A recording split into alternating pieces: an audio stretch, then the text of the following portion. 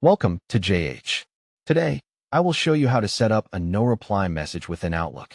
This is a highly effective feature if you want to inform people that you aren't checking your emails or if the account shouldn't receive incoming responses. We will walk through these steps together to ensure you can follow along and complete the setup in just a few minutes. To start, open your web browser and go to the Microsoft website to log into your Outlook account. If you are already signed in, that is perfect.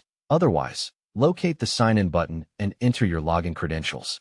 Once you have accessed your account, navigate to your mail by clicking the Mail option, which will take you directly to your inbox. Now that we are inside Outlook, we need to find the Settings menu.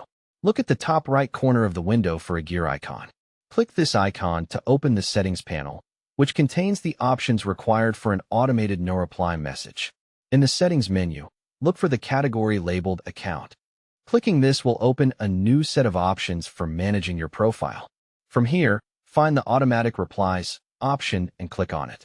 This feature allows you to configure responses that are sent out automatically whenever someone sends you an email. To begin the process, you must enable the feature. You should see a toggle switch at the top of the page. Move it to the On position. Next, it is time to write your no-reply message. This text will be sent to anyone who contacts you, so ensure it clearly states that the inbox is unmonitored or automated. Craft a message that is both polite and informative.